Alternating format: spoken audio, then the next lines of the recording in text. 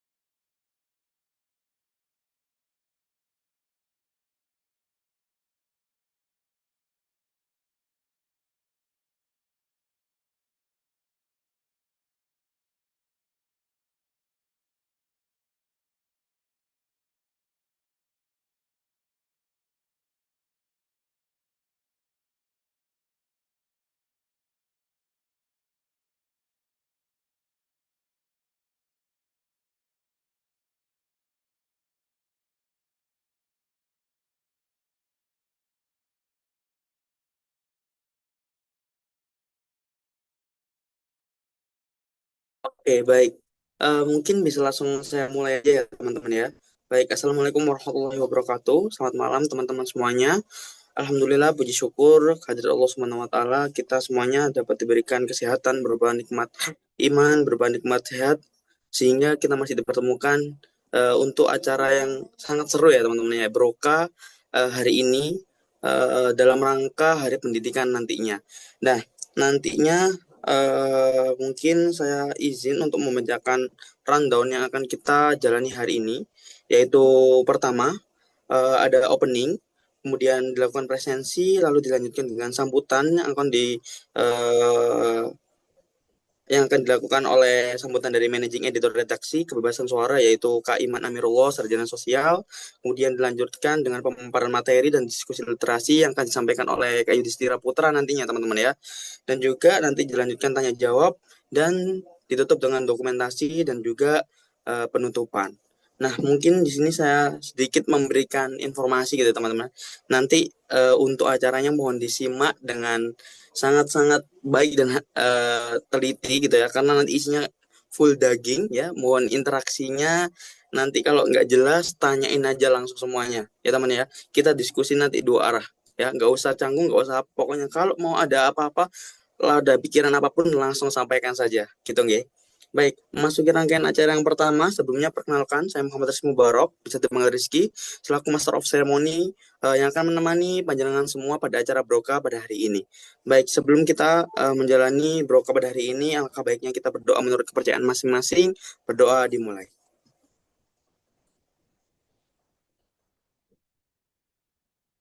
Baik, amin, amin, ya robbal alamin. Tiada kata cukup dalam berdoa. Baik, memasuki acara yang selanjutnya, yaitu sambutan, yang akan dilakukan oleh eh, Managing Editor Redaksi dari Kebebasan Bersuara, Kak Iman Amirullah, Sarjana Sosial. Untuk tempat dan waktu kami persilahkan. Halo, suara saya terdengar nggak?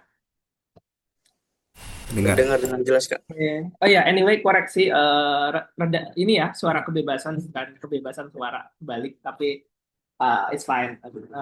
Sebelumnya terima kasih Mas Yudhistira dan kawan-kawan BEM FK ya, tumben-tumben nih yang bikin acara teman-teman dari Fakultas Kedokteran gitu.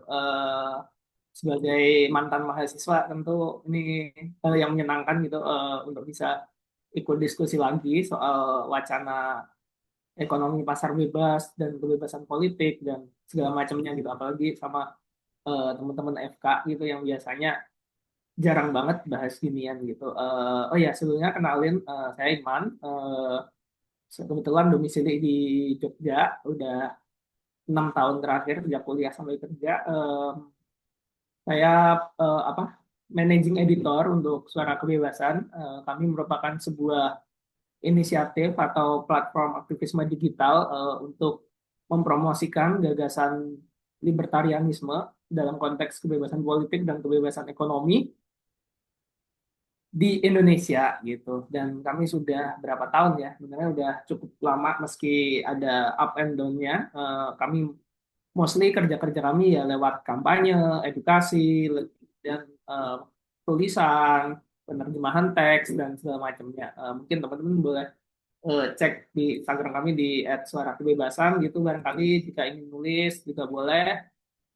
Saya juga jurnalis di ruminews.id, jadi mungkin untuk teman-teman yang punya hobi nulis boleh banget hubungi saya, feel free nanti untuk berkontak dan bebas biaya gitu untuk publikasi tulisan. Hari ini kita bakal ngobrolin satu buku bagus. Saya udah baca kebetulan tahun lalu, The Case Against Education oleh Brian Kaplan. Ini akhirnya ada yang mau bahas buku ini di Indonesia ya, karena wacana kritik pendidikan terhadap pendidikan kita selama ini kan cenderung left leaning ya, soal orientasi pendidikan di pasar, orientasi pendidikan sebagai apa alat kapitalisme, quote and quotes dan lain-lain gitu. Padahal kritik terhadap pendidikan itu bukan di situ tempatnya yang harusnya ya. Jadi meski apa buku ini gitu kalau teman-teman baca gitu, seingat saya ini belum ada terjemahannya, tapi PDF-nya banyak sekali di internet dan legal. Ininya buku ini tuh mempertanyakan ya bagaimana negara kemudian masyarakat modern kita itu menciptakan sistem pendidikan yang alih-alih membebaskan gitu, yang alih-alih mencerdaskan, justru menciptakan pendidikan yang birokratis, mahal, kemudian kalau konteks Indonesia terobsesi pada keseragaman gitu, bahwa seolah-olah kebebasan itu, kebebasan dan perbedaan itu adalah hal yang tercela, dan keseragaman gitu bukan hanya sekedar baju ya, tapi termasuk pemikiran, termasuk pandangan itu dipandang sebagai hal positif gitu. Dan ini kan sebenarnya adalah kontraproduktif gitu, bahwa eh, apa kebebasan berpikir kita justru ironisnya dihilangkan oleh institusi pendidikan gitu. Dan institusi pendidikan itu kan diciptakan untuk meningkatkan kemampuan ya, kemampuan seseorang, baik kemampuan kognitif, kemampuan produktif dan lain-lain. Tapi eh, seperti yang teman-teman tahu gitu ya, pendidikan sekarang justru jadi signaling gitu, bahwa ijazah itu sekarang pendidikan itu berorientasinya pada ijazah, dan ijazah ini fungsinya sebagai sinyal sosial gitu, bahwa ini loh aku punya ijazah gitu, bahwa aku punya ijazah itu bukan berarti aku pinter gitu, tapi aku sudah menyelesaikan kuliah, aku patuh, aku bisa disiplin, aku bisa tunduk dalam pemikiran tertentu gitu, sehingga kita itu nilai kita sebagai manusia itu tereduksi gitu, jadi sebatas kertas yang dilegalisir aja gitu. Dan konsekuensinya apa gitu? Konsekuensinya ya mungkin teman-teman pernah dengar konsep namanya inflasi ijazah gitu, atau inflasi gelar atau inflasi mahasiswa. Dan ini pertama kali terjadi di China dan juga di Amerika Serikat gitu, bahwa dulu pendidikan itu banyak sekali yang eh, sebenarnya bisa diselesaikan, bukan diselesaikan, bisa dikerjakan oleh tamatan SMA, posisi-posisi entry level gitu, bahwa nggak mungkin nenek bapak ibu kita itu 15 tahun yang lalu itu nggak mungkin membayangkan di masa depan untuk jadi kasir, untuk di entry level itu harus S1 gitu. Dan ini tentu menyedihkan gitu, bahwa pendidikan bukannya membebaskan itu, tapi justru menciptakan inflasi ini, inflasi gelar gitu, bahwa banyak sekali posisi entry level yang harus diisi S1. Saya takutnya kalau ini terus-terusan nanti entry level lama-lama kudu S3 juga gitu. Bayangin kasir Anda PhD kan tentu cukup mengerikan gitu. Apalagi biaya pendidikan juga makin tinggi, kemudian bonus demografi, keterbatasan lapangan kerja, segala macam itu jadi makin mengerikan gitu. Bagaimana kita bersaing? Ya kita bukan takut bersaing, tentu persaingan adalah bagian dari kehidupan manusia ya. Tapi kalau persaingannya sendiri tidak sehat gitu, apakah itu bisa disebut persaingan nantinya ke depannya? Dan selanjutnya mungkin aku nggak tahu Mas Yudis nanti apakah bahas ini atau enggak, tapi di buku itu ada satu bahasan yang bagus soal relevansi institusi pendidikan gitu di masa depan gitu. Kita menghabiskan berapa SPP kalian ya? Kalau saya dulu SPP 4,5 tuh satu semester. Untuk saya lulusan sosum ya, mungkin kalau kedokteran masih akan terus relevan ya, tapi saya sosum HI gitu tempatnya.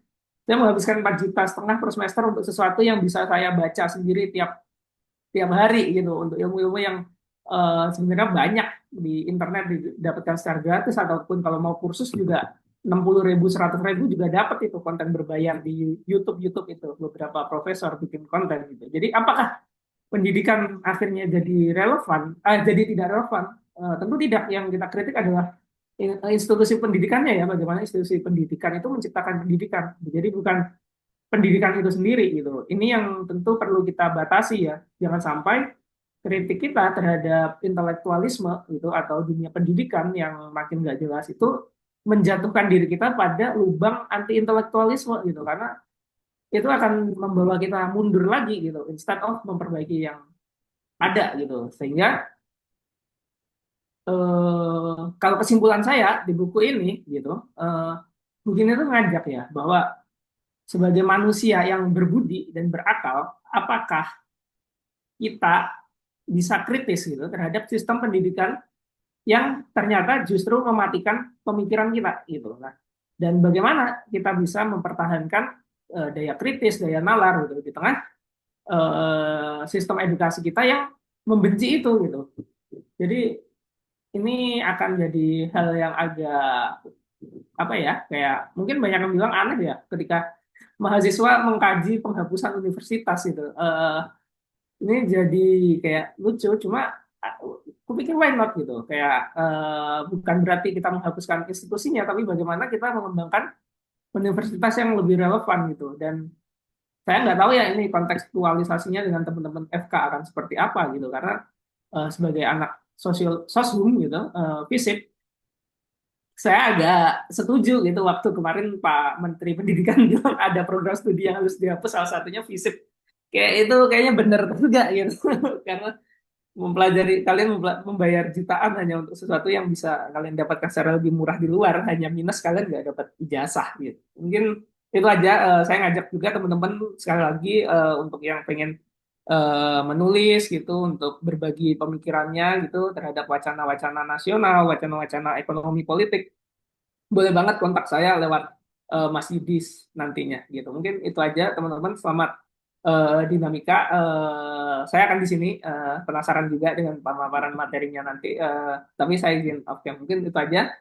Kalau ada kurang lebihnya, mohon maaf. Saat sore teman-teman. Oke, baik. Terima kasih banyak Kak Iman Amirullah atas sambutan yang sangat luar biasa. Tadi juga disampaikan juga sedikit intermezzo ya teman-teman ya. Kayaknya udah dirangkumin semua isi bukunya kok oleh Kak Iman Amirullah. Tapi jangan khawatir, masih banyak hal-hal yang atau aspek-aspek yang lain yang nantinya akan kita bahas lebih dalam dengan eh, speaker kita yang nggak kalah keren. Nah, mungkin langsung saja teman-teman, biar waktunya nggak lama-lama. Nanti untuk pemaparan materi dan juga pembahasan buku ini akan dipandu langsung oleh Kak Eka Deta Setia Erlangga dan juga speakernya adalah Kak Yudis Tira Putra. Mungkin bisa langsung saja dimulai Kak Eka dan juga Kak Yudis. Waktu dan tempat saya persilahkan. Oke, siap. Terima kasih Rizky atas waktu dan tempatnya. Mungkin aku izin perkenalkan diri dulu ya. Jadi namaku Ekla, panggilanku Ekla. Jadi aku salah satu mahasiswa dari FK UNER Angkatan 2024. Di sini sebagai moderator dari Broka ya, pada yang kali ini itu merayakan Hari Pendidikan Nasional. Mungkin aku langsung juga undang dari pemateri kita pada hari ini yang nggak kalah keren itu dari Yudis. Dis, oke. Dis, mungkin bisa perkenalan diri singkat dulu aja, Dis. Oke, jadi selamat malam ya ini hitungannya ya teman-teman semua. Jadi kenalin nama aku Yudis, Yudis Putra sama kayak Ekla. Aku mahasiswa Fakultas Kedokteran semester semester 4 ya. Aku angkatan 2024 ya di sini eh kebetulan megang juga ngerangkap sebagai kepala departemen Kastrat atau kajian dan aksi strategis. Nah ini kan dalam rangka Hari Pendidikan Nasional ya yang diadakan pada Domi tadi. Domi atau ya singkatku Domi deh. Ya ini kita memang mengadakan sebuah apa pembacaan buku lah ya atau kalau at least kayak ulasan buku gitu yang dimana buku yang kita ulas itu adalah The Case Against Education. Kira-kira seperti itu lah. Oke, oke mungkin aku langsung ini aja ya, langsung mulai dari kayak talk show-nya. Jadi, Dis, ini kan kalau misalnya orang baca judul bukunya ini, The Case Against Education, itu kan kayak mungkin bagi beberapa orang itu sebuah buku yang judulnya itu provokatif gitu, Dis. Nah, itu mungkin bisa dijelasin sedikit nggak, kayak isinya itu tentang apa aja dari buku ini? Oke oke. Ya, kita bahas kurang lebihnya ya, kurang lebih bukunya ya. Ya. Jadi judul bukunya itu The Case Against Education kan. The Case Education, Why the Education System is a Waste of Time on Money. Jadi kayak buku ini itu adalah sebuah, kalau dari judulnya itu tuh menolak pendidikan. Jadi ini dia membuat sebuah case, membuat sebuah argumen yang melawan pendidikan gitu. Tapi yang dimaksud sama dia, kalau kalau misalnya teman-teman baca bukunya dan nanti mungkin teman-teman paham juga dari pembahasan-pembahasannya adalah buku ini tuh nggak per se langsung menolak edukasi. Dia nggak menolak orang-orang terpelajar. Bahkan dia kayak ngomong di tengah-tengah nanti ada kok. Nanti tak bahas juga di tengah-tengah. Nanti Ekla kan juga ngobrol-ngobrol sama aku. Dia nggak per se menolak edukasi, tapi dia menolak institusi edukasi yang sekarang. Gitu. Institusi edukasi yang sekarang yang bagaimana itu tuh memperpetuasi orang untuk menjalankan kayak yang tadi Mas Iman bilang ya, kompetisi yang tidak sehat, inflasi ijazah, dia menginsentifisasi banyak hal-hal lain yang yaitu tadi teori signaling dan lain sebagainya yang malah membuat orang-orang itu mengalami keuntungan secara pribadi tapi menolak keuntungan tapi menimbulkan kerugian sosial. Nah, kerugian sosial apa, keuntungan pribadi apa, bedanya apa, hitung-hitungannya kayak gimana itu nanti bakal dibahas. Dan ini adalah buku yang ditulis oleh seorang ekonom yang sangat prestis ya, lulusan Princeton kalau nggak salah aku. Princeton, jadi dosen di George Mason University, dan buku ini adalah buku yang dipakai sama dia buat ngobrol sama mahasiswanya soal pendidikan. Jadi again, buku ini bukan menolak orang terpelajar, tapi buku ini menolak institusi edukasi dan menawarkan sebuah solusi yang menurutku cukup radikal. Tapi ya terserah lah teman-teman mau percaya apa enggak. Jadi lucunya adalah The Case Against Education itu kan buku yang dipakai kan sama dia. Dosen-dosen kalau di luar itu mereka tuh bikin resume. Jadi minggu pertama bakal ngomong apa, minggu kedua bakal ngomong apa dan lain sebagainya. Dia tuh ngomong di awal di minggu pertama. Kalian nggak harus setuju sama saya, tapi paling nggak kalian harus bisa mengeksaminasi argumen-argumen saya dengan kritis dan jelas. Jadi menurutku itu sih kalau buku The Case Against Education buat teman-teman yang kayak nganggap orang terpelajar penting, ya memang penting gitu. Tapi buku ini menawarkan sebuah kritik terhadap sistem pendidikan kita sekarang. Kira-kira mungkin seperti itu. Oke, siap. Nah, aku kan juga sempat baca-baca ya dari bukunya ini. Juga pernah baca-baca dari resumenya dari kuliah yang diberikan sama pembuat bukunya ini, Brian Kaplan. Nah, kan di bukunya itu kan dituliskan kayak ada dua teori yang dicantumin itu. Jadi ada yang pertama itu teori human capital, dan juga yang tadi juga ada satu teori yang sudah di-mention juga sama Kak Imam Amirullah soal teori signaling yang tentang ijazah itu. Nah, mungkin bisa dijelasin lebih lanjut nggak tentang kedua teori itu? Oke. Jadi essentially kalau teman-teman pernah dengar kuliah itu buat dapat ijazah, itu adalah teori signaling. Apa yang dimaksud dengan itu? Teori signaling itu mengatakan bahwa edukasi itu menaikkan gaji. Jadi tesis utamanya itu satu. Tesis dasarnya itu satu kalau misalnya di buku ini tuh. Di bukunya Brian Kaplan itu. Edukasi itu meningkatkan gaji. Itu jelas. Jelas banget, itu jelas banget. Kayak statistiknya itu undisputed lah. Kayak orang naik dari DO SMA ke SMA itu dia naik 23%. Jadi misalnya kayak SMA ini baseline ya. SMA ini 0% gitu. Kalau dia DO itu dia turun 20%-an. Kalau naik dia naik 70%. Kalau naik lagi dia naik 111% dan lain sebagainya. Itu datanya jelas gitu. Tapi pertanyaannya adalah kenapa? Dan kalau ada teman-teman yang ngomong bahwa kuliah itu nyari ijazah, kenyataannya adalah ya itu meskipun nggak semua nggak semua, menurutku nggak semua jurusan sih, tapi dan menurut Brand Kaplan juga kayak gitu. Tapi kalau misalnya diomong bahwa kuliah itu kalau misalnya teman-teman ngomong kuliah itu adalah soal nyari ijazah, itu adalah contoh dari signaling. Jadi yang dimaksud di sana adalah kuliah itu tidak mengajarkan kamu skill per se, tapi mengajarkan kamu tapi memberikan kamu ijazah, dan itulah yang menaikkan gaji kamu. Sedangkan teori human capital itu adalah teori bahwa yang membuat kuliah itu naikin gaji kamu adalah karena skillmu nambah. Gitu. Jadi, tak ulang ya, human capital sama signaling. Human capital ngomong gajimu naik karena kuliah itu mengajarkan kamu skill-skill yang berharga, yang dilihat sama orang HRD, dan dengan demikian gajimu naik, kompensasi naik, kamu lebih gampang ditarik kerja dan lain sebagainya. On the other hand, teori signaling ngomong bahwa gajimu naik karena kuliah itu ngasih kamu ijazah. Dan ijazah itu memberikan sebuah sinyal pada orang HRD bahwa kamu itu 3 hal ya. Kamu itu pinter, ya kan? Kamu cukup pinter buat bisa ngelewatin kuliah. Kamu itu cukup taat, conscientiousness ya. Kamu itu cukup bisa kerja keras. Jadi kamu cukup kerja keras untuk bisa melewati matkul tersebut. Dan yang terakhir adalah kamu itu punya konformitas terhadap sosial. Jadi kamu itu bisa melebur dengan dunia sosial and so on and so forth. Kayak gitu. Jadi saking konformnya ya, dan kamu cukup patuh dengan social norms, dengan norma-norma sosial sampai kamu tuh mau untuk kuliah. Mau untuk melewati itu semua kayak gitu. Jadi itu lah buat perbedaan antara teori signaling sama teori human capital. Sama apa sih yang disignal sebetulnya? Ya 3 itu tadi. Intelligence, conscientiousness itu kerja keras lah ya. Kita terjemahin kayak gitu aja. Kayaknya nggak ada padanan bahasa Indonesianya, sama conformity atau kepatuhan dengan norma-norma sosial. Itu mungkin. Oke, sip. Oke, tapi menurutmu, kasih pendapatmu aja ini ya. Kenapa teori signaling itu salah satu teori yang masuk akal? Kalau menurutku teori signaling itu teori yang cukup masuk akal karena multiple things. Dan gini ya, aku lupa ngomong tadi. Teori signaling sama human capital ini nggak harus berdiri sendiri-sendiri. Dia nggak kayak signaling ya udah signaling, human capital ya human capital gitu. Nggak, kalau katanya Brand Kaplan ada rasionya. Jadi ada rasio signaling sama human capital. Jadi persentase gajimu yang naik karena ijazah doang itu 80% katanya dia. Sisanya human capital gara-gara skill.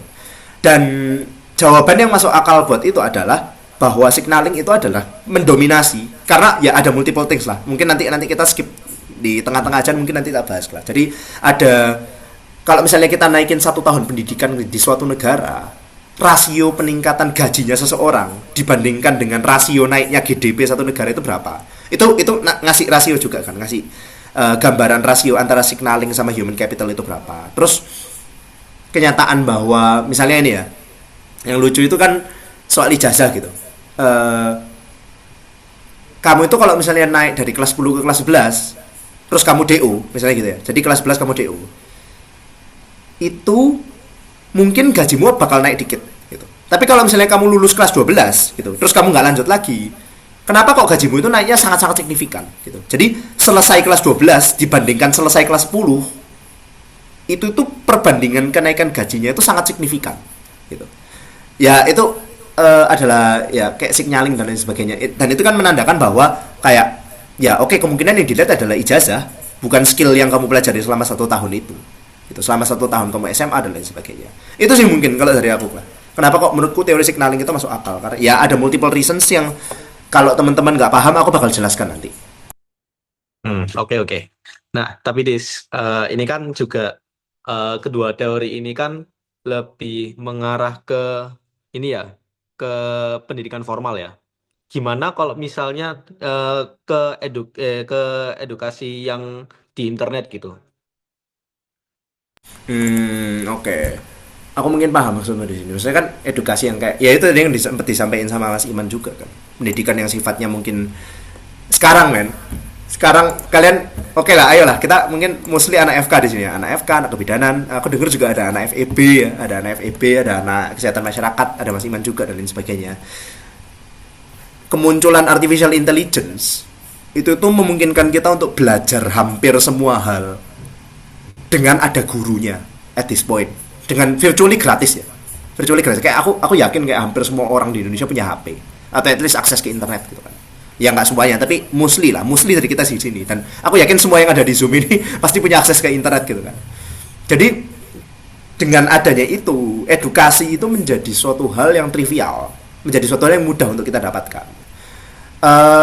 Tapi kenyataannya adalah ini ya, kamu misalnya dari dulu kan ada kan itu kayak website buat kayak belajar gitu lah, kan akademi, kalau teman-teman dengar kan akademi.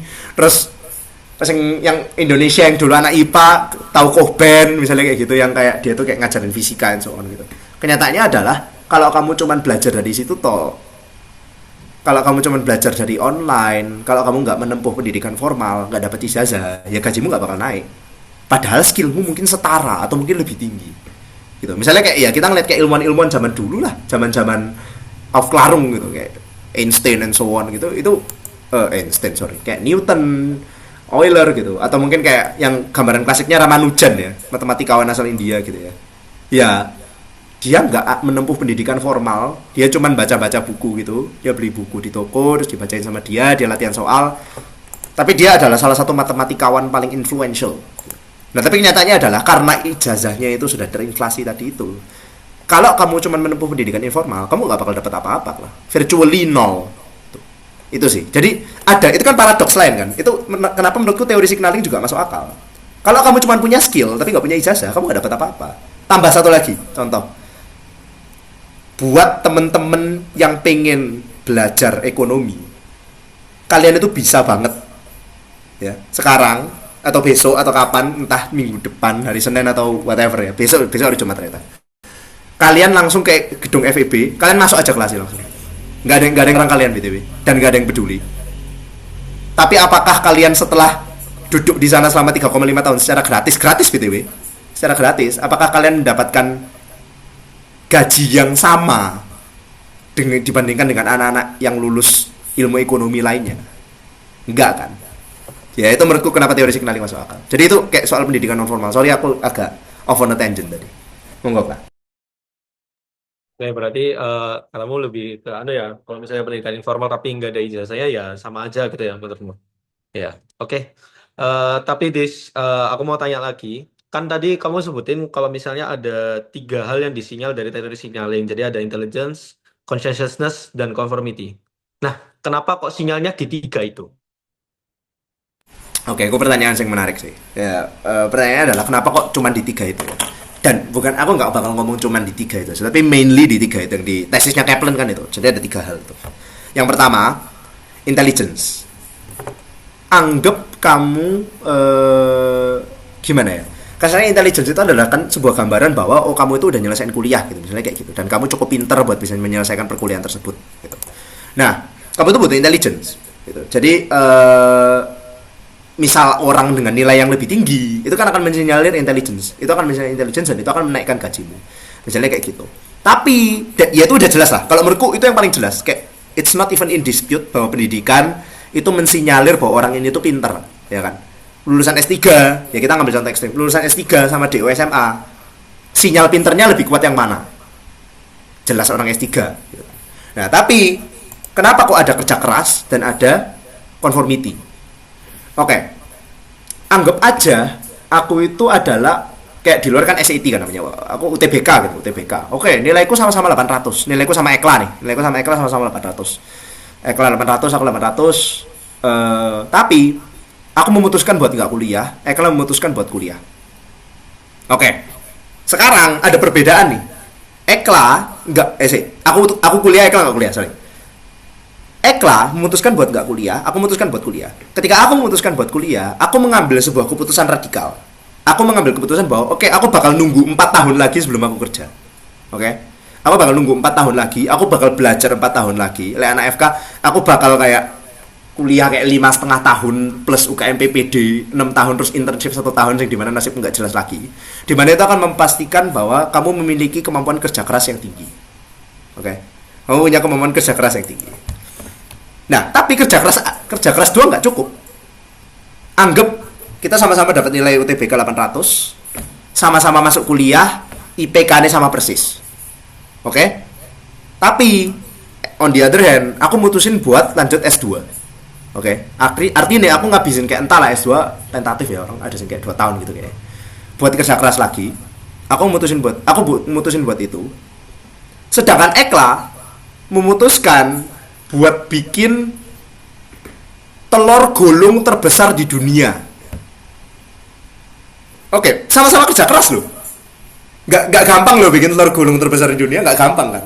Tapi ketika kamu kerja kerasnya itu didesignasikan atau dialokasikan pada suatu assignment yang nggak bermutu, pada suatu assignment yang dianggap oleh norma-norma sosial itu apa sih gitu, yang terjadi adalah kamu bakal apa ini gitu. Ketika orang HRD ngelihat kamu bakal dilihat sebagai aneh. Dan bahkan menurutku kalau misalnya orang HRD ngelihat itu di resumemu, memegang rekor telur gulung terbesar di dunia, dia bakal kayak apa sih, terus dibuang CV-mu gitu kan. Jadi yang aku maksud di sini adalah itu adalah aspek terakhir tadi, konformitas. Kamu mau nggak buat melebur dan bekerja sama norma-norma sosial untuk bisa mendapatkan gaji yang lebih tinggi. Itu. Jadi ada 3 itu yang tadi, intelligence, conscientiousness, conformity. Dan itu adalah penjelasanku tadi. Ekla, aku izin ke toilet sebentar. Oke, siap. Oke, mungkin dari teman-teman kalau dari talkshow-nya aku hold dulu ya sampai dari Yudisnya kembali lagi. Jadi mungkin kita hold dulu sejenak.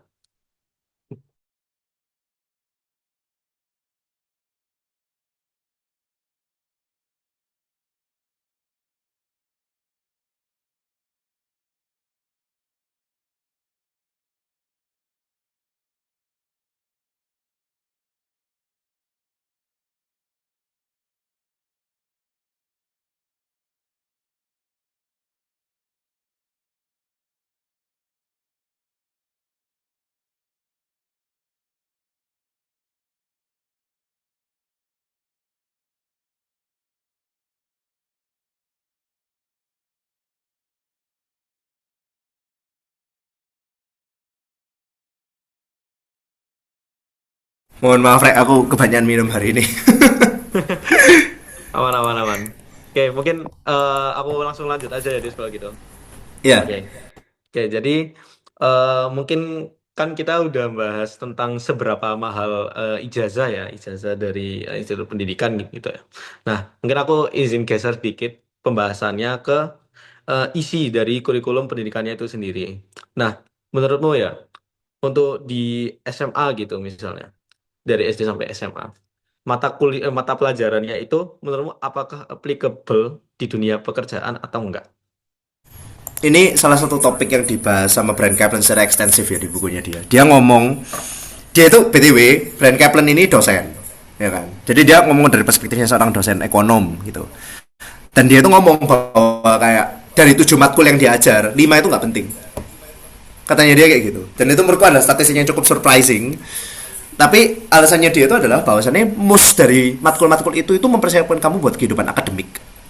Ya kan? Mempersiapkan kamu bukan buat kehidupan akademik dan bukan buat dunia kerja, bukan buat capital yang produktif di dunia kerja. Dan maksud produktif di sini adalah dia itu menghasilkan value untuk orang-orang. Kesannya kayak gitu. Jadi kalau misalnya kita bahas, ya ini kan kuliah tadi kan. Nah kalau kita bahas soal mata pelajaran, kalau menurut Brent Kaplan ada banyak hal di mata pelajaran itu yang kurang lebih nggak penting. Yang misalnya nih, kalian belajar kalkulus lanjutan, kalian belajar turunan, kalian belajar integral dan lain sebagainya. Terus kalian belajar soal matrix and so on and so forth. Nah, kalau katanya Brent Kaplan itu tuh tidak spesifik. Jadi apa yang dimaksud sama tidak spesifik? Ada kok pekerjaan-pekerjaan yang membutuhkan itu, tapi sangat sedikit. Itu sangat terspesialisasi gitu. Jadi kalau katanya dia kayak matkul-matkul kayak gitu, itu tuh belum bisa dibilang sebagai suatu hal yang berguna. Nah, tapi on the other hand, dia juga mengatakan bahwa ya memang ada matkul-matkul yang berguna kayak statistik, katanya dia itu berguna, statistik, bahasa Indonesia misalnya gitu. Tapi coba teman-teman mungkin ingat ya, kalau aku kan keturunan Chinese nih ya, aku kan orang Chinese nih ya. Aku sekolah swasta dulu, aku di Petra. Mungkin teman-teman yang sekolah negeri juga, kakakku sekolah di negeri. Mereka harus belajar bahasa asing, seingatku. Ada yang kayak belajar bahasa asing gitu. Kenyataannya adalah Jerman, Semala Surabaya ya, ini ada Nadif ini dari Semala ya, SMA top lah di Surabaya. Nah, mereka itu harus belajar bahasa Jerman. Tapi sekarang tak tanya sih, emang ada orang yang dari kuliah itu mempelajari Jerman sampai ke level fluency yang bisa dipakai di dunia kerja? Kalau berstatistik di Amerika ya, angkanya itu di bawah 1%. nggak sampai 1%. Ya aku nanti bisa ngasih statistiknya, ini dari Brian Kaplan sendiri ya. Jadi angka orang yang bisa sampai ke level itu tuh sangat kecil gitu. Dan again, Ekla, mungkin kalau ada teman-teman masih kurang terconvince ya sama ini ya, kayak apa sih sebenarnya, kan tetap mau bagaimanapun kan matkul-matkul itu bisa aja dipakai. Oke, tak kasih tahu dikit aja ya. At this point, teman-teman itu masih inget nggak kayak rumus fisika yang dulu diajarin? Kemungkinan besar nggak? Kimia, stoikiometri dan lain sebagainya. Yang kayak aku dulu nilaiku lumayan oke, ya kan? Ya ini adalah sama dengan family. Ada yang masih inget lah. Nah, tapi ya sama dengan MC kuadrat. Aku justru nggak pernah pakai rumus itu sih pas SMA. Tapi sebagian besar dari rumus-rumus itu sudah kita lupakan. Dan ini argumen lain buat signaling ya. Kalau memang kita itu di-hire untuk skillnya kita, kenapa anggap nih kalian dapat nilai 100 lah fisika, tapi kalian 5 tahun kemudian ketika kalian ngelamar kerja, kalian udah lupa semua rumusnya gitu. Di sisi lain ada anak yang dapat nilai 75 pas-pasan, jadi dia nggak belajar apa-apa dari awal. 5 tahun kemudian baseline skill kalian itu 0 sama-sama, ya kan? Sama-sama lupa, sama-sama udah nggak ingat. Tapi yang dilihat apa? Nilaimu, ya kan? Nilaimu dilihat sama orang HRD, dan itulah yang nanti akan menentukan kamu masuk apa enggak. Ironis kan? Jadi kalian sama-sama nggak tahu, kalian sama-sama lupa. Bahkan di matkul yang nggak penting, bahasa Spanyol lah, bahasa Cina, bahasa Mandarin, gitu kayak gue. Aku tuh udah nggak inget bahasa Mandarin yang diajarin di kuliah, di SMA. Tapi kalau andaikan aku DO pas SMA, terus aku disandingin sama anak yang dia nggak belajar bahasa Mandarin juga, dia malas belajar buat ujian, dan nilainya dia lebih jelek daripada aku, ya gajiku bakal lebih tinggi, employment rateku bakal lebih tinggi gitu. Jadi itu memberikan gambaran kalau menurutku bahwa ya teori signaling itu benar lagi, satu, dan dua, mata pelajaran pas SMA itu antara nggak berguna atau kita udah lupa, which at that point artinya itu nggak berguna sama sekali itu just my 2 cents. Dan by the way, nanti tak kasih datanya juga ya soal apa, nanti tak kasih juga data nih soal kayak statistik and so on and so forth. Ini juga ada yang komen kan, dan di sekolah beda sama di tempat les kok, soalnya di sekolah cuma kayak pelajaran hafalan biasa, gak menarik. Iya, dan itu salah satu yang dibahas sama Brian Kaplan, tapi kayaknya nggak bakal kubahas secara deep length di sini ya. Katanya Brian Kaplan salah satu syarat dari edukasi yang bermakna itu adalah pendidik yang engaging. Dan katanya dia hampir nggak ada pendidik di menurutku hampir nggak ada. Makanya kalian kalau tanya kayak guru mana sih bagus pas SMA, kalian nggak bakal bisa nyebutin banyak. Jujur, aku paling kan cuma 1-2 gitu. Jadi ya itu sih kalau menurutku. Dan besides kita lupa udah. Jadi kayak kalaupun gurunya bagus, kita udah lupa. Basically gitu. Sama sastra sampai seni, aku anak band, ya kan. Dan aku bukan belajar musik dari kelas. Most likely enggak. Biasanya belajar musik itu ya keluargamu ada yang main musik, kamu nemu gitar di rumah dan lain sebagainya. Biasanya karena gitu. Jadi influence temen and so on and so forth. Itu sih kalau dari aku kelas soal aplikabilitas mata pelajaran dari K-12 ya kalau di sana, SD, SMP, SMA gitu. Ada ya, berarti nggak terlalu applicable ya kalau misalnya matkul mata pelajaran di di SMA bahkan ya. Oke, tapi kalau misalnya kasusnya tak ganti deh, misalnya gini, karena dia udah bahas mata pelajaran di SMA gitu. Nah terus kalau misalnya di jenjang kuliah ini aku nggak bakalan ke matkul, tapi langsung ke program studi. Nah kalau misalnya di program studi itu menurutmu mostly nggak applicable juga atau nggak? Kan juga baru-baru ini kan ada kayak kayak tren gitu. Kalau misalnya bakalan ada program studi yang katanya kalau misalnya dia nggak relevan sama dunia kerja, itu bakalan dihapus. Nah menurutmu kalau misalnya program studi sendiri yang nggak applicable itu gimana? Oke, ini pertanyaan yang agak inflamatori ya. Tadi Mas Iman juga sempat ngomongin juga soal wacana penghapusan jurusan-jurusan tertentu, ya kan. Nah, Brian Kaplan, aku nggak bakal ngomong harus dihapusin apa enggak ya. Tapi Brian Kaplan mengklasifikasikan ada gelar-gelar yang menurut dia itu enggak, yang bukan menurut dia bukan nggak berguna sih. Tapi dalam artian bahwa dia itu mengklasifikasikan gelar-gelar itu ke dalam 3 klasifikasi. High usefulness, ini aku baca ya sambil baca, izin ya. High usefulness, medium usefulness, low usefulness. High usefulness itu mempersiapkan mahasiswa secara eksplisit untuk karir yang terdefinisi. Karir yang teknis yang terdefinisi. Kalau medium mengarahkan mahasiswa ke karir-karir yang terprediksi, tapi kemampuan teknisnya nggak sebesar itu. Jadi kayak dalam kata lain, kamu bisa belajar ini di luar. Gitu. Dan yang terakhir, low usefulness itu adalah jurusan-jurusan yang tidak mengajarkan mahasiswanya untuk menuju suatu karir yang predictable, satu. Dan yang kedua, kecuali mengajar dalam bidang tersebut. Oke. Ini tak bacain sekilas ya. Yang high usefulness nih, yang kayak manfaatnya tertinggi kalau menurut Neil Kaplan ya. Agrikultur, arsitek, biologi, or biomedical sciences, ya kan? Komputer dan ilmu informasi, engineering atau teknik ya, health, jadi kayak rumpun kesehatan, legal professions, jadi kayak hukum, physical sciences atau STEM, ya STEM lah kasarnya dia, sama statistics sama applied mathematics, jadi statistika dan matematika terapan, oke? Itu yang high. Yang medium katanya dia, bisnis, edukasi, pendidikan, matematika, parks atau recreation or leisure or fitness studies, kayaknya kalau di Indonesia nggak ada, administrasi publik, security atau protective services sama transportasi, oke? Dan yang low usefulness kalau katanya dia, gender studies. Kalau di luar kan ada kan kayak gender studies, terus kayak ethnic cultural studies, komunikasi, bahasa Inggris, bahasa asing apapun itu, liberal arts, filosofi, filsafat atau teologi, psikologi, social sciences, teologi, sama visual atau performing arts. Jadi kayak seni-seni kayak gitu. Nah jadi ini bukan kataku ya, ini katanya Brian Kaplan ya. Kalau katanya beliau, ini itu adalah beberapa ilmu-ilmu yang nggak dianggap sama dia dalam tanda kutip penting. Waduh, Mas Enrico ya, nanti aja ya Mas ya. Nanti saya komentari. Dan BTW kalau teman-teman nyadar, dia tuh kalau nggak salah dia itu naruh ekonomi di level rendah. Padahal dia profesor ekonomi. Lucu ya. Jadi dia tuh berusaha secandid mungkin, senetral mungkin, subjektif mungkin. Makanya menurutku kayak buku ini layak lah buat dibaca. Oke, mungkin lanjut lah. Oke. Oke, Des. Mungkin aku tarik lagi ke pembahasan ini ya, pembahasan yang mungkin mata pelajaran yang ada di SMA gitu misalnya. Aku ambil contoh nih misalnya matematika tingkat lanjut.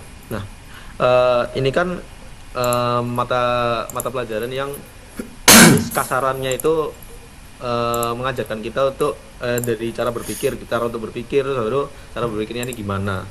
Nah, tapi menurutku nah itu kan menurutku sendiri kan udah valuable. Tapi kalau menurutmu gimana? Gimana Pak? Jadi misalnya nih, kan ada mata kuliah kan aku izin tarik lagi nih. Kan tadi bahas kuliah, sekarang aku tarik lagi ke SMA ini. Nah, itu kan ada mata pelajaran, aku ambil contoh matematika tingkat lanjut. Matematika tingkat lanjut ini kan dia itu mengajarkan kita untuk berpikir gitu. Jadi cara berpikirnya gimana. Nah, itu menurutku udah valuable. Tapi kalau menurutmu sendiri itu gimana? Iya, oke. Jadi ini masuk ke jawaban klise ya. Bahwa pendidikan itu mengajarkan kita untuk berpikir. Ya kan? Kalau teman-teman tahu kan itu dulu ada Jerome Pauline enggak salah ya. Dia itu kan ditanyai gitu kan. Kenapa sih kok harus belajar matematika? Kenapa sih kok harus belajar ini? Bahkan dulu kalau teman-teman Neil deGrasse Tyson, kalau teman-teman ingat ya, Neil deGrasse Tyson itu astronom, astrofisikawan di luar. Dia itu ngomong kayak matematika itu bukan mengajarkan kamu formulanya, tapi ngajarin kamu cara berpikirnya. Yang to which, kalau katanya Brian Kaplan nih ya, nggak ada evidence buat itu, nggak ada bukti bahwa yang kamu pelajarin pas SMA itu matematika dan lain sebagainya itu nge-translate ke pemikiran kritismu itu nanti. Nggak ada evidence-nya kalau katanya dia. Dan dia maparin itu dalam beberapa hal yang detail. Contohnya kalau misalnya kita bahas soal IQ points ya, yang dimana itu adalah metrik yang paling kuat buat teman-teman suka nggak suka IQ itu a real thing ya. IQ itu hal yang nyata dan itu memprediksi kemampuanmu untuk berpikir secara baik itu secara formal maupun informal ya.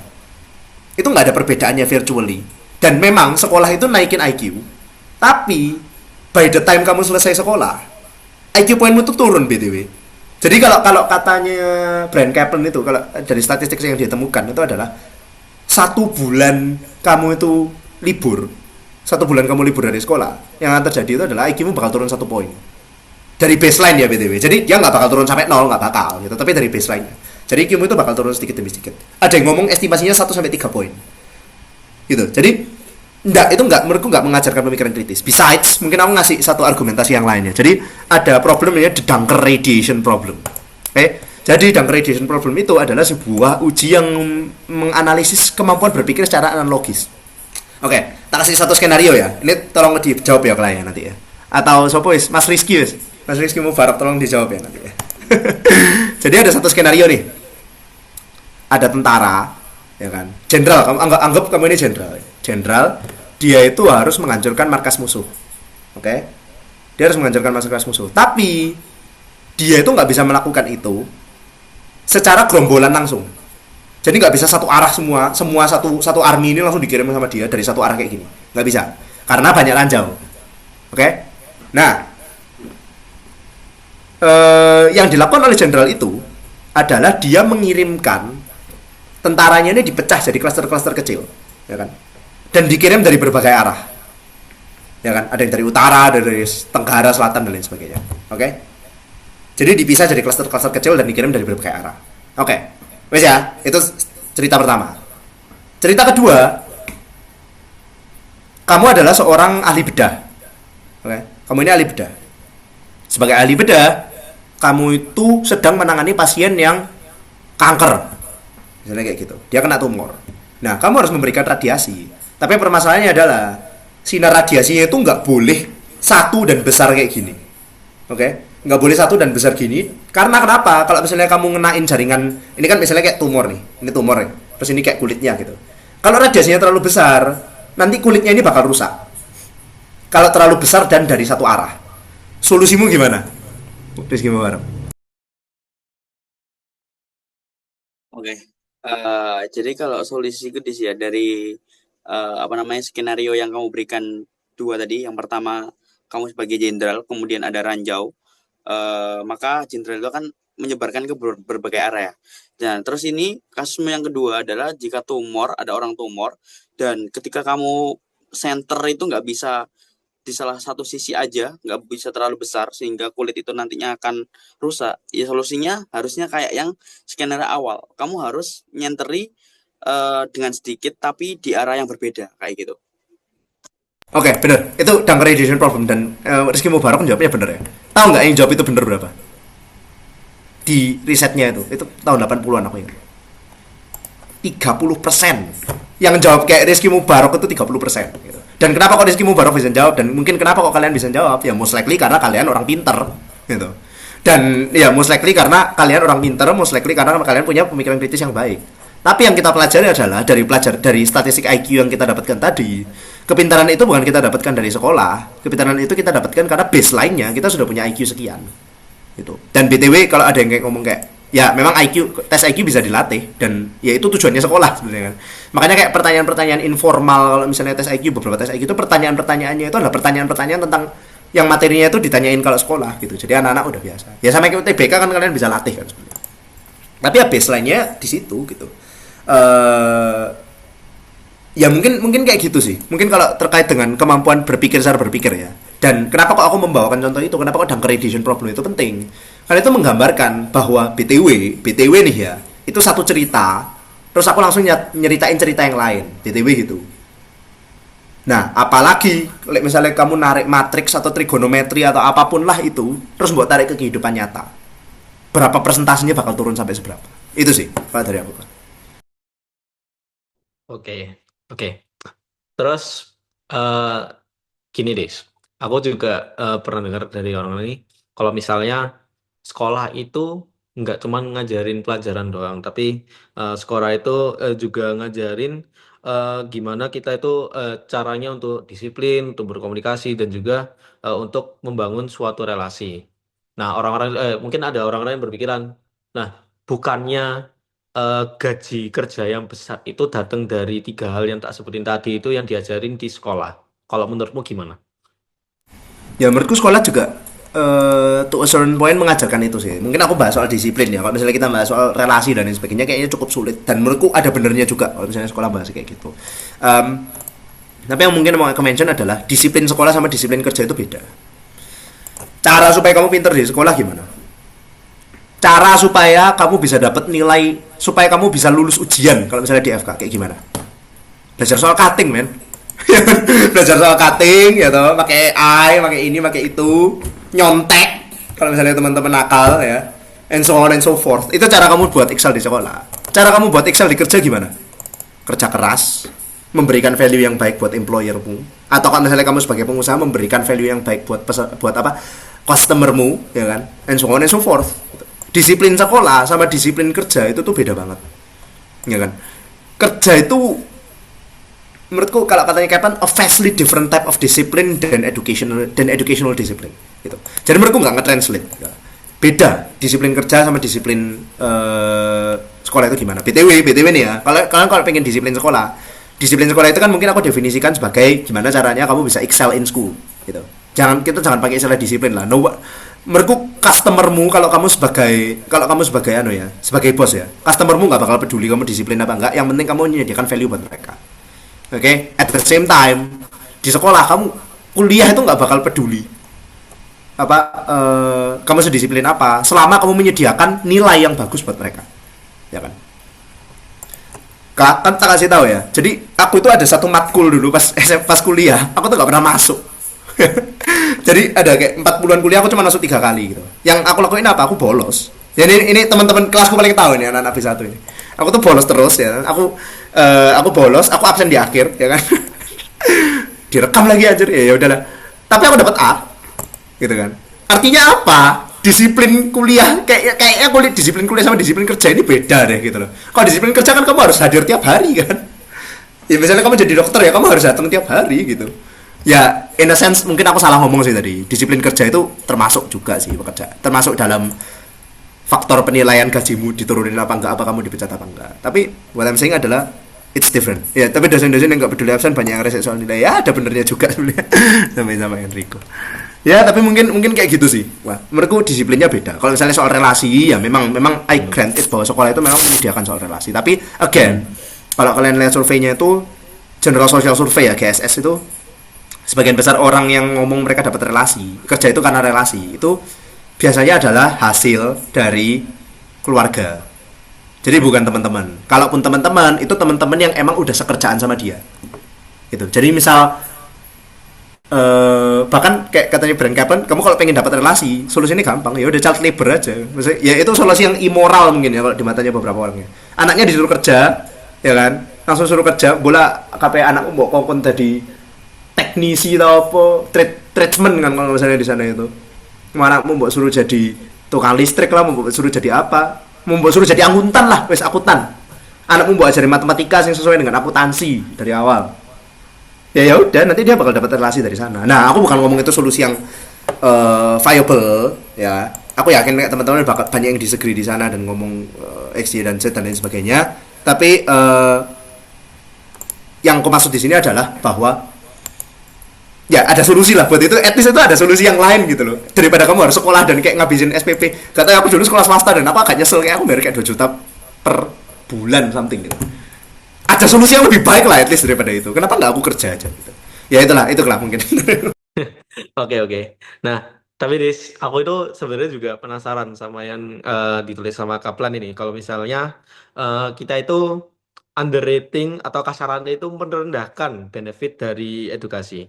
Mungkin bisa kamu coba bahasan singkat tentang itu. Oh ya, very interesting question ya. Edukasi itu nggak cuma naikin gaji, tapi dia naikin health. Lucunya ya, health, kesehatan. Jadi dia naikin kesehatan. Jadi dan itu bukan karena lifestyle. Kalau kamu accounting for lifestyle, accounting for apa, dia itu masih ada benefitnya gitu. Accounting for health, dia accounting buat benefit non uang. Jadi misal kayak BPJS ketenagakerjaan gitu. Kan teman-teman tahu mungkin ya, kalau misalnya kayak kalian jadi employer, kalian jadi pengusaha, terus kayak kalian punya karyawan-karyawan, kalian harus bayar BPJS-nya. Ya, that's just a fact gitu. Tapi itu kan benefit buat kalian kan, secara teknis. Dan kalau di luar negeri itu lebih banyak. Dan Brand Kaplan kan melihatnya dari perspektif orang Amerika ya, gitu. Ya mungkin some things we can learn from there, tapi kalau buat contoh di Indonesia yang konkret ya BPJS gitu. Itu sih mungkin kalau dari aku. Jadi benefitnya luar biasa sebenarnya, nggak cuman dari gaji doang gitu. Termasuk dalam hal apa ya, happiness, terus partner. Aku ingat, jadi kamu itu kalau sekolah, kamu itu akan lebih cenderung punya partner yang lebih kaya daripada kamu. Itu nanti coba tak cari statistiknya, mungkin aku salah, nanti tak kirim aja ke grup. Itu mungkin lah. Jadi benefit non cash itu gede banget. Oke. Oh, yang non cash ya, yang gede banget. Oke. Eh, aku ini aku izin tanya lagi, tapi aku izin kita balik ke yang teori-teori tadi itu. Jadi kan tadi ada dua teori nih, ada teori signaling sama teori human capital. Nah, aku pengen tanya, apa konsekuensinya apabila teori dari signaling itu porsinya lebih lebih besar ya, kasarannya lebih besar porsinya itu daripada teori human capital. Itu gimana? Oke. Jadi kita akan bahas dua hal di sini ya, yang penting ya. Ada dua aspek. Kalau misalnya kita bahas soal keuntungan, oke? Nah, mungkin aku review dikit ya, signaling sama human capital. Signaling itu ngomong bahwa kuliah itu bikin kamu naik gaji karena ini signaling ya. Kuliah bikin kamu naik gaji karena ada ijazahnya. Human capital ngomong kuliah bikin kamu naik gaji karena kuliah mengajarkan kamu skill-skill tertentu. Dan itu bikin kamu lebih valuable di mata HRD, dan itu yang bikin gajimu naik. Oke? Kita lihat di sana ya. Nah, on the other hand, apa yang terjadi kalau value signaling itu lebih tinggi daripada value human capital? Jadi kalau rasio teorinya itu gitu. Apa yang terjadi? Ketika signaling itu lebih tinggi, artinya adalah gajimu itu naik tanpa justifikasi yang jelas. Oke? Kalau human capital itu benar, gajimu naik karena kamu memberikan value yang lebih untuk masyarakat. Kamu memberikan, oke, aku bisa loh sekarang bikin kayak mesin jahit lah misalnya gitu. Aku sekarang bisa loh bikin mesin jahit. Jadi value-ku naik. Gitu. Itu human capital. Kalau signaling, ya aku punya ijazah sekarang yang ngomong aku bisa bikin mesin jahit, dan dengan demikian gajiku naik. Jadi permasalahannya adalah kalau misalnya signaling itu tuh lebih tinggi daripada human capital, apa yang akan terjadi? Ya simple, value yang akan diberikan ketika gajimu naik itu nggak akan sepadan dengan value yang kamu berikan sebenarnya ke masyarakat. Paham ya di situ ya? Jadi misal andaikan value yang kamu beri, misalnya kayak kita ngambil signaling teori 80-20 tadi. 80-20. Jadi signaling 80%, human capital teori 20%. Apa yang terjadi kalau kayak gitu? Ketika gajimu naik $10.000, 80% dari itu bukan karena kamu memberikan value $10.000, tapi karena kamu punya ijazah. Seharusnya gajimu cuma naik $2.000. Itu skillmu itu sebenarnya cuma $2.000, harganya cuma $2.000, tapi mereka nge-overpay kamu $8.000. Jadi secara teknis mereka buang-buang duit buat ijazahmu. Itu sih kalau dari aku lah. Oke, sip. Oke. Terus misal gini Des, apa ini? Ada kampus favorit.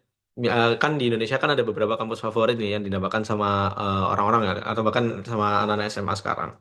Nah, menurutmu apakah kampus-kampus tersebut yang kampus-kampus favorit ini itu ngaruh ke gaji yang lebih besar atau lebih tinggi di dunia kerja mereka nanti? Oke, itu pertanyaan yang sangat menarik sih. Tapi permasalahan dari pertanyaan itu adalah kan kamu nge-measure-nya pakai apa dulu? Iya kan, secara teknis kan iya kan.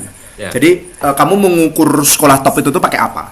Gitu. Nah ini tak bacain statistiknya ya, aku izin baca lagi ya. Oke. Researchers who measure quality with Barron's ratings. Jadi kalau di luar kayak ya uner lah alay sih, kayak QS bur gitu ya kan. Tapi di luar itu ada juga namanya Barron's ratings gitu. Jadi mengukur kayak kualitas sekolah nasional kayak gitu. Yang menilai pakai Barron's ratings typically find graduates lulusan dari sekolah top itu dibandingin sama lulusan dari sekolah yang bawah itu tuh bisa sisih 20%. Oke? Kalau kamu mengukur pakai nilai rata-rata UTBK nih, SAT ya kalau di luar. Nilai rata-rata SAT mereka kayak apa ya? Kalian tahu gak sih kayak UNER berapa sih UTBK, skor UTBK rata-rata masuk UNER misalnya kayak gitu. Ya itu kasarnya kayak gitulah. Kalau kalian bandingin pakai itu antara UNER BUI misalnya kayak gitu ya. Naikin nilai SAT mereka 100 poin, itu naikin income mereka antara 1 sampai 11%. Jadi iya luas emang ya. Range emang luas, standar deviation ini gede banget. Oke, terakhir. Kalau misalnya kamu ngukur pakai jumlah uang UKT, pakai perbedaan uang UKT, perbedaan uang UKT $1.000 itu meningkatkan gaji lulusannya 0, oh ya, 0 sampai 1%. Ya itu. Jadi statistiknya kayak gitu. Ada, memang ada perbedaannya. Tapi kalau katanya Brand Kaplan, apa yang katanya dia? Daripada kamu ngincar universitas top, kamu mending ngambil universitas yang biasa-biasa aja. Tapi kami ngambil gelar yang bermakna. Yang bermakna itu yang high usefulness, mid usefulness, low usefulness tadi yang udah kita bahas itu tadi. Ya itu tadi. Kalau menurutku sih kayak gitu. I don't think really matters ya kayak universitas top apa enggak.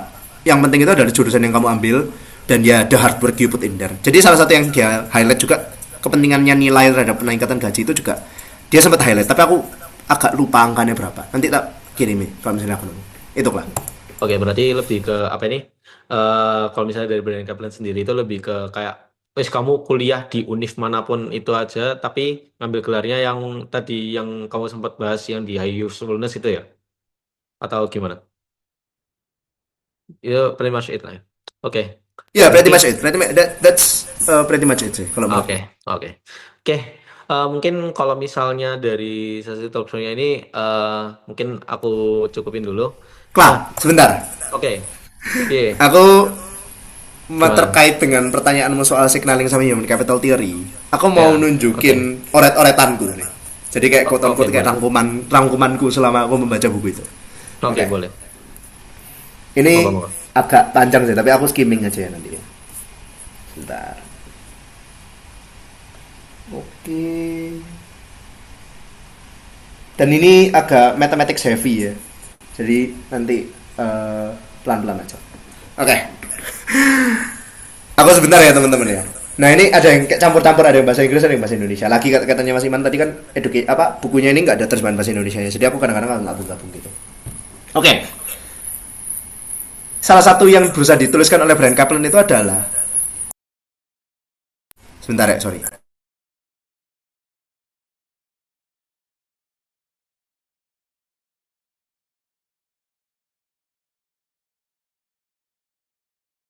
Halo Rek, BTW suaraku kedengeran nggak ya? Kedengeran, Nis? Oke. Oke, jadi yang mau disampaikan sama Brand Kaplan itu kayak gini. Oke, ini education ya. Nah, education itu ada cost, ada benefits-nya. Oke, jadi education itu ada harganya dan ada manfaatnya. Dan kalau katanya dia, jadi yang dilakukan oleh Brand Kaplan di buku itu adalah dia berusaha untuk memberikan sebuah apa ya kasarannya ya? Sebuah saran praktis untuk orang-orang yang mau mutusin dia mau sekolah apa enggak. Oke, dan ini yang ditemuin sama dia. Dia bakal ngitung semua cost sama benefitnya. Oke, sebentar. Oke, dia bakal ngitung semua cost sama benefitnya. Oke, dan dia bakal ngitung itu semua. Nanti return on investment-nya itu bakal dia ukur pakai standar ini. Oke, return on investment-nya. Apa yang dia temuin? Pertama, Brand Kaplan mengambil contoh karena kan nggak semua siswa itu sama kan. Ada yang IQ-nya tinggi, ada yang IQ-nya rendah, sebetulnya kayak gitu. Ada anak yang malas, ada anak yang nggak malas. Dia ngambil contoh good student dalam tanda kutip, dan good student itu pada persentil 73% secara kognitif. Oke? Secara kognitif dia itu di 73% ini. Good student adalah orang dengan kemampuan kognitif rata-rata lulusan S1. Sorry, kok malah penghapus sih? Ya, rata-rata lulusan S1. Oke? Dia nggak punya anak, dia jomblo. Oke, ini adalah karakteristik mahasiswa baik. Dalam tanda kutip baik ya. Jadi dia bagi itu nanti ada 4. Ada poor, average, good, sama excellent. Anggap kamu adalah seorang good student. Oke, kamu good student, kamu ada ke kelas tiap hari, kamu nggak bolosan, kamu punya kognitif yang oke dan lain sebagainya. Oke, apa? Kalau gitu, ya apa hitung-hitungannya? Cost. Oke, tuition. Anggap aja kamu sekolah publik atau SMA publik ya, negeri, gratis. Kalau kamu kuliah di kuliah negeri atau kuliah kayak PTN gitu, anggap aja asramamu $8.890. Ini hitung-hitungannya dia ya. Oke. Terus kamu juga harus menghitung foregone earnings. Teman-teman harus ingat, kalau teman-teman kuliah, teman-teman nggak bisa kerja. Dan kalau teman-teman nggak bisa kerja, teman-teman kehilangan uang dalam tanda kutip. Jadi ketika kamu sekolah, jangan cuma berpikir harga sekolahnya berapa, tapi berpikirlah juga berapa uang yang seharusnya aku bisa dapetin andai kata aku nggak sekolah. Oke? Dan itu adalah istilah foregone earnings-nya dia. Jadi foregone earnings itu kayak opportunity cost kalau teman-teman ekonomi mungkin tahu ya. Opportunity cost yang kamu dapat dengan kamu nggak sekolah. Oke. Asumsinya ini, nah foregone earnings itu, bentar. Kira-kira segini nanti hasilnya. Nggak salah ya. Ini. Sorry, bukan. Ya itu foregone earnings. Dan sama dia dikalkulasikan sendiri. Nanti sama dia langsung dimasukin ke tabel. Oke? Jangan lupa juga foregone experience. Ketika kalian, gini, satu hal yang pasti itu adalah pengalaman kerja itu tuh naikin gajinya kalian. Jadi kalau misalnya kalian lebih lama kerja, gaji kalian itu akan cenderung naik. Ya kan? Makanya kan kalian kalau lihat pengalaman kerja minimal 2 tahun. Ya itu, karena itu employment kalian akan lebih naik juga dan lain sebagainya. Oke? Pengalaman kerja itu rata-rata naikin gaji 2,5% per tahun pengalaman kerja. Ya oke? Dan ada reverse skin-nya lucunya. Jadi foregone experience itu adalah, misalnya kayak kalian kerja ya.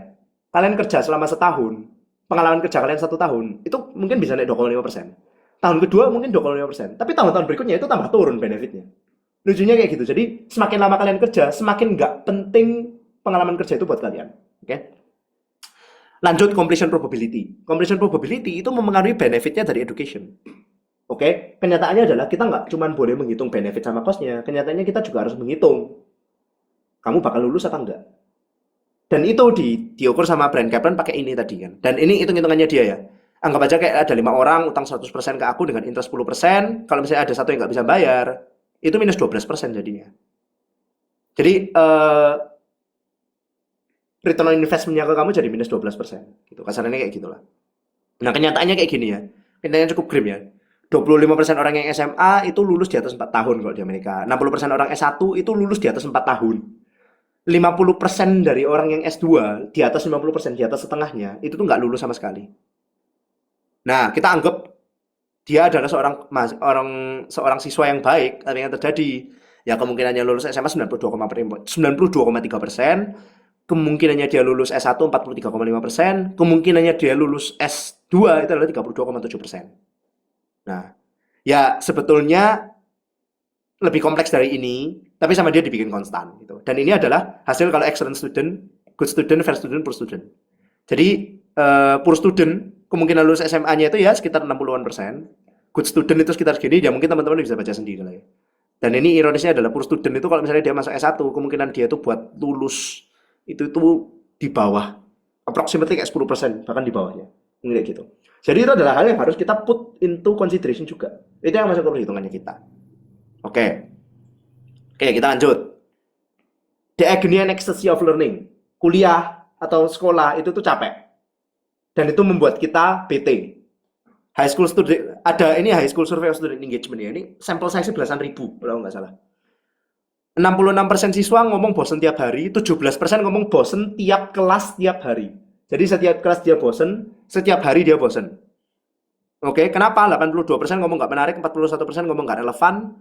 Dan di kuliah, 59% bosen di lebih dari setengah kelasnya mereka. Aku yakin ini relate ke anak-anak yang mahasiswa-mahasiswa ya, terutama anak FK. Aku bosen tiap kelas, BTW. Jadi aku mungkin masuk ke 59% ini. Oke? Versus work. Nah, ketika kalian itu bandingkan kuliah dengan kerja, permasalahannya kan kayak gini kan.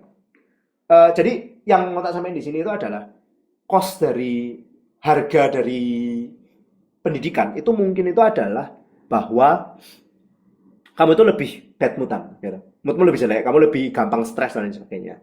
Nah, yang dikatakan oleh Brand Kaplan adalah gimana cara kamu ngubah ini jadi angka supaya return on investment bisa kelihatan dengan jelas. Dan kalau katanya Brand Kaplan, ya udah kita pasang aja harga di situ. Kira-kira berapa persen uang yang rela kamu berikan untuk kamu lebih nggak stres 1 poin misalnya kayak gitu ya. Nah, ini kenapa kalau aku bahas poin-poin ini tak jelasin di sini ya. Misalnya ini Princeton Effect and Time Survey. Ini buku agak abstrak ya. Jadi kayak hold on with me. Nanti tanyain aja kalau saya bingung. Princeton Effect and Time Survey itu nanyain, kamu kemarin ngapain? Jadi dia nelpon orang sembarang. Kamu kemarin habis ngapain? Rate 0 sampai 6 untuk emosi X, Y, dan Z. Jadi kemarin misalnya aku habis kerja, kemarin aku habis gini, kemarin aku habis ini. 0 sampai 6 ratingan untuk emosi-emosi tertentu. Oke, kamu seneng nggak pas kemarin kamu sekolah? Ya kira-kira 0 lah. 0 itu berarti kamu nggak seneng sama sekali. Nah, ini adalah untuk stres. Ketika ditanya tentang happiness, ini soal happiness ya. Ketika ditanya pekerjaan dan edukasi soal happiness ya, work itu dapat nilai 3,83, education itu dapat nilai 3,55. Artinya orang-orang itu lebih senang kerja daripada lebih senang sekolah. Oke, dan poinnya lumayan jauh. Ya ini terus dia dihitungin lah sama dia, intinya kayak gitu.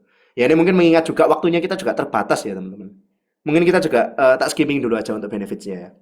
Ini buat benefitsnya, better educated people on average happier. Oke. Tapi kan tadi aku udah ngomong ya bahwa pendidikan itu meningkatkan gaji. Dan gaji itu meningkatkan kebahagiaannya orang.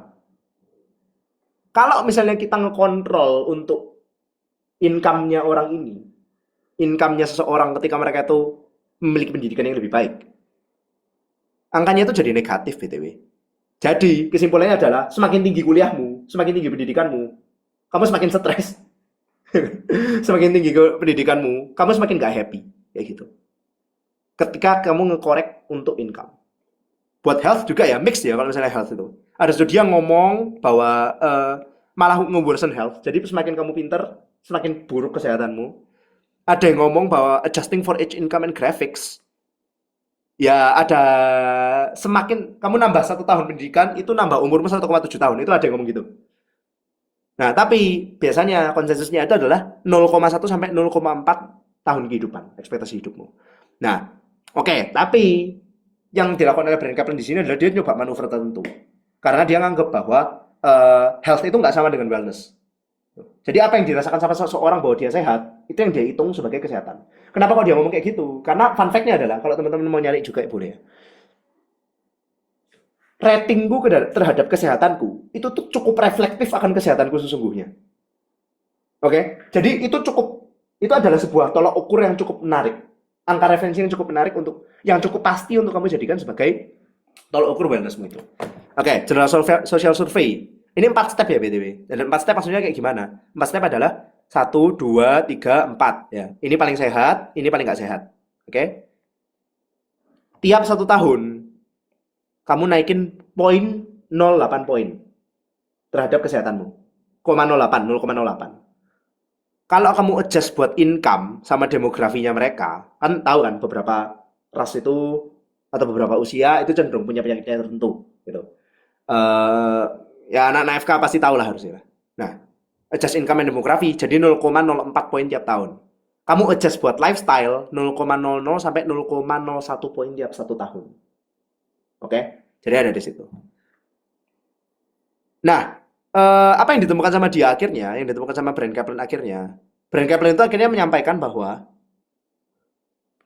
ini adalah hasilnya buat good students, buat anak-anak yang baik. Apa yang ditemukan sama dia? Annual return sama degree return, ya kan? Ini mungkin nggak usah kita bahas lah ya. Intinya mungkin kayak gini ya.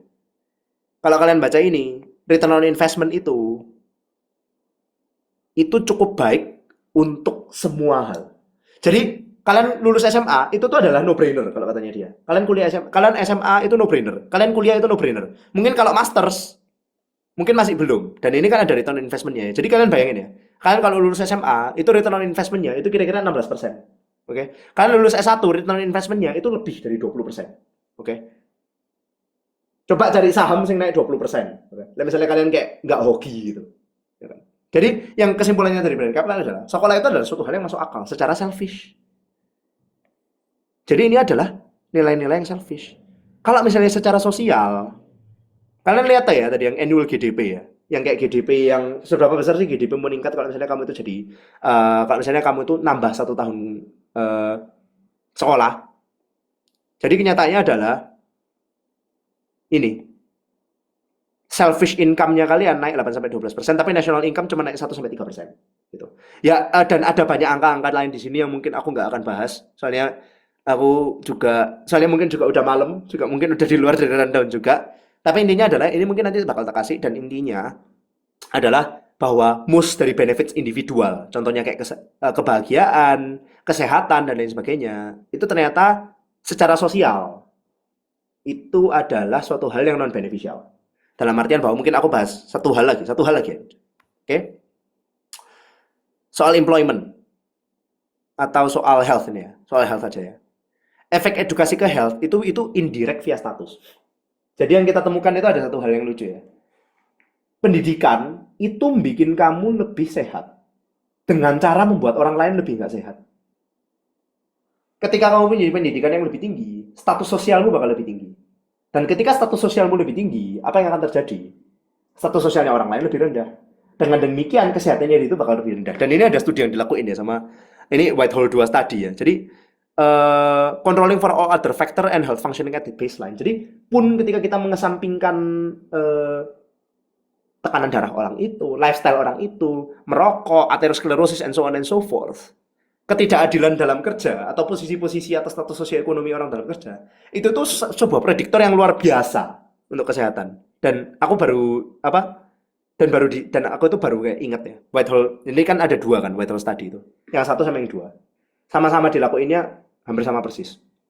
Tapi Whitehall 1 itu nemuin bahwa setelah kamu mengontrol untuk merokok dan aktivitas-aktivitas lainnya yang mungkin bisa menyakiti kesehatan, hasilnya adalah seseorang yang kayak tingkat pendidikannya lebih rendah satu tahun itu nggak salah, dia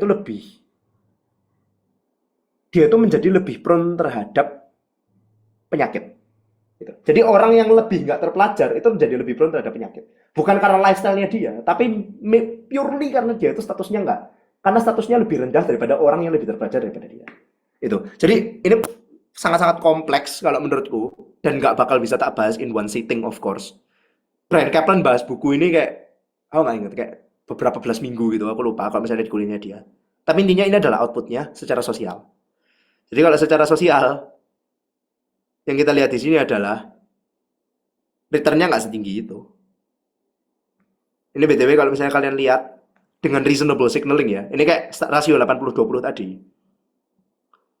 Ini cara bacanya kayak gini ya. Ketika kamu nyuruh anak yang poor, anak yang mungkin IQ-nya nggak setinggi itu, dia malas sekolah, dan lain sebagainya, kamu nyuruh dia buat S2, return on investment-nya buat masyarakat itu tuh minus 10% lebih.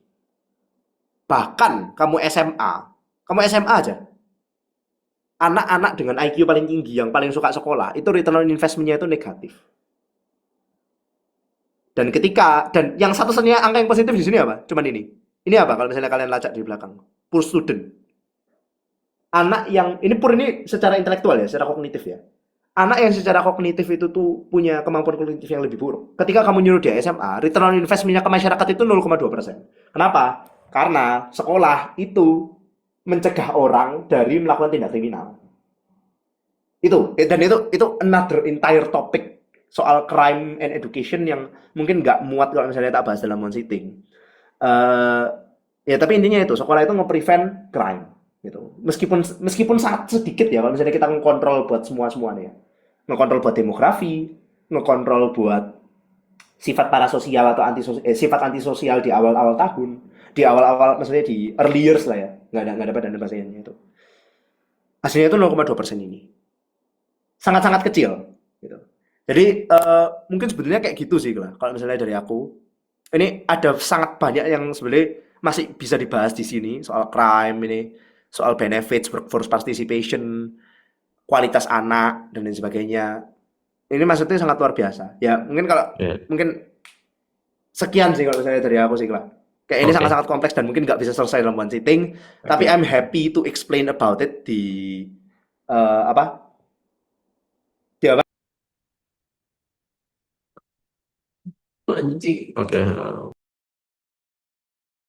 Oke, mungkin dari sesi talk show-nya mungkin aku cukupin dulu ya. Mungkin sekiranya dari teman-teman peserta, apakah aku izin buka ini ya, sesi tanya jawab. Nah, mungkin bisa ngajuin pertanyaan. Oh, gini, ada dari Mas Enrico. Mungkin dari Yudis bisa jawabnya. Jadi pertanyaannya itu, tadi Mas Enrico nanya soal universitas favorit tadi. Berarti nggak masalah dong kalau kalau kampusnya odong-odong tapi jurusannya teknik atau kedokteran daripada kuliah di Ivy League tapi jurusan filsafat. Ah ya, pertanyaan yang sangat menarik sih itu. Lagi sebenarnya aku nggak bisa memberikan kayak jawaban sing ya lagi aku bukan ekonom satu dan dua aku bukan pakar pendidikan yang lagi sebetulnya aku ngomong ini tuh barusan kan melawan kasusku sendiri kan. Ya sebenarnya kalau misalnya kita pakai AI kita belajar di internet aku bisa kok menjawab pertanyaan itu tapi ya jujur aku masih belum punya jawaban yang eksak sekarang tapi kalau menurut Brian Kaplan itu most likely bener jadi kalau misalnya kamu ngambil sebuah jurusan yang oke kamu ngambil sebuah jurusan yang oke di kampus yang quote on quote odong-odong ya eh itu akan menghasilkan return on investment yang lebih baik daripada kamu kuliah di Ivy League tapi jurusan filsafat kayak Harvard ya Ivy League itu penting teman-teman kayak Harvard dan so on gitu.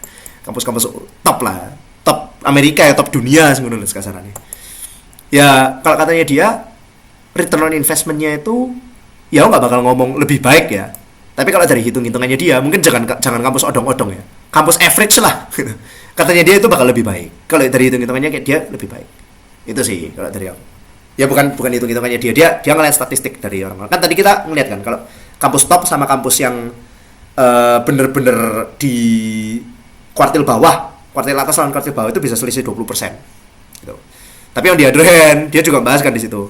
Jurusan-jurusan filsafat, bisnis, engineering, etc. Selisih gajinya itu juga mungkin lebih besar daripada itu. Gitu. Jadi mungkin tak cariin datanya nanti ya. Selisih gaji antara jurusan-jurusan tersebut. Dia juga bahas itu di situ. Dan ya mungkin dari sana mungkin bisa dihitung di utak-atik sama teman-teman ekonomi yang mungkin lebih pintar daripada aku. Mungkin bisa banget buat bahas itu. Itu sih. Mungkin ada yang mau nanya lagi nggak? Oke, dari teman-teman peserta yang lain, apakah ada yang mau bertanya lagi? Em, Mungkin ini ya izin ya karena dari keterbatasan dari waktunya juga udah menunjukkan 19.32 nih yang udah mungkin lewat dari jam yang kita antisipasi sebelumnya. Jadi mungkin dari talkshow-nya aku cukupkan dulu. Mungkin dari aku sama Yudis izin pamit aku kembalikan ke Rizky sebagai MC.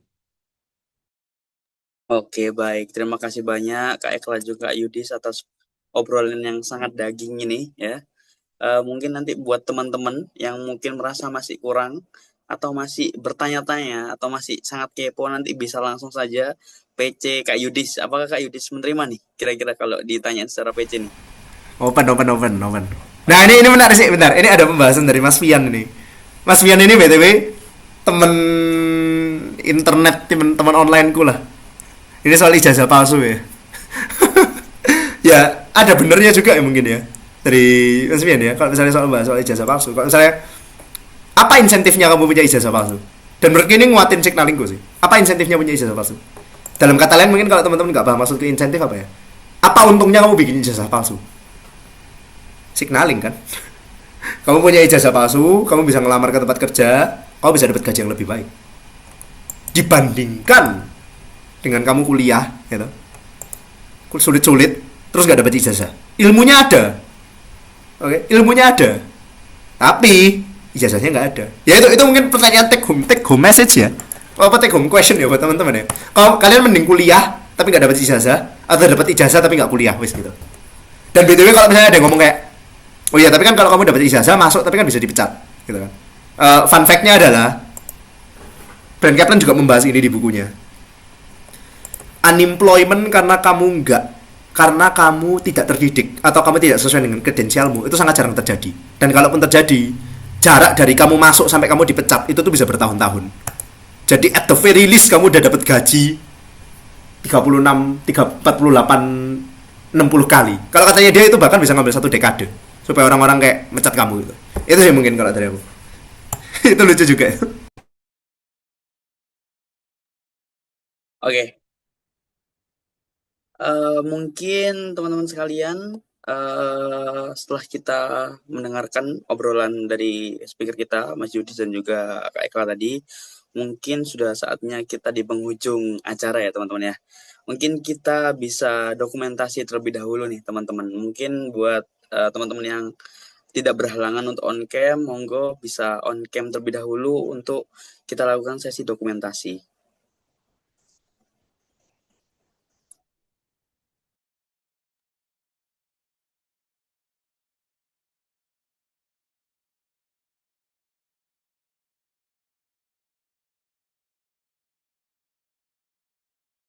Oke, yuk guys, on cam yuk yang bisa.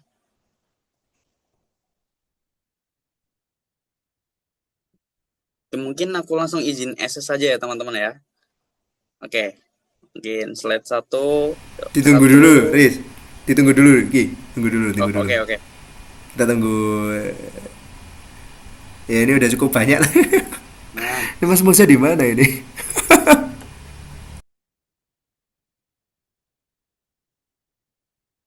oke, yang SS siapa, Dis? Aku atau siapa nih? Dari kamu dulu aja, Rizky. Bisa? Kalau nggak bisa nggak apa-apa. Oke, yuk, slide 1 yuk.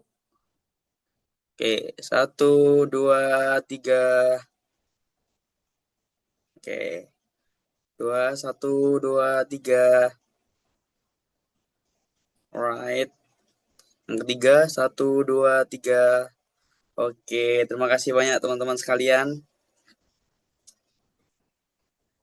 Oke, teman-teman sekalian, terima kasih banyak atas waktu yang diluangkan dan juga mungkin mengganggu kesibukan kalian masing-masing begitu untuk mengikuti acara kali ini. Kami selaku panitia mohon maaf yang sebesar-besarnya apabila tadi ketika penyampaian mungkin ada salah kata maupun ada hal yang tidak mengenakan. Mungkin teman-teman di sini nantinya tidak memperoleh jawaban yang pasti gitu ya. Tidak memperoleh jawaban yang pasti, tapi justru itulah dinilai bahwasannya sebuah diskusi itu menyala ya karena itu. Karena terkadang sebuah bacaan yang bagus itu bukan berarti yang memberikan jawaban secara lengkap, tetapi membuat kita untuk berpikir dengan cara pandang yang berbeda. Nah, mungkin inilah yang nantinya akan kita dapatkan, mungkin perspektif lain, pendapat lain, dan juga kita dibukakan oleh hal-hal yang lain terkait tentang pendidikan, begitu ya teman-teman ya. Oke, mungkin segitu aja dari aku. Aku juga mohon maaf apabila ada salah kata maupun kurang mengenakan bagi kalian semua. Saya izin menutup sebagai Master of Ceremony. Semoga apa yang kita dapatkan pada acara hari ini tidak hanya berhenti di sini saja, tapi menjadi evaluasi kita bagi kedepannya dan juga menjadikan kita lebih berkembang ke depannya. Oke, baik. Selamat malam teman-teman semuanya. Terima kasih sekali lagi Mas Yudis, Mas Ekla, dan juga Mas Imam, dan juga teman-teman sekalian. Terima kasih banyak. Monggo. Assalamualaikum warahmatullahi wabarakatuh. Terima kasih banyak teman-teman semua. Terima Sampai kasih jumpa. banyak teman-teman semuanya.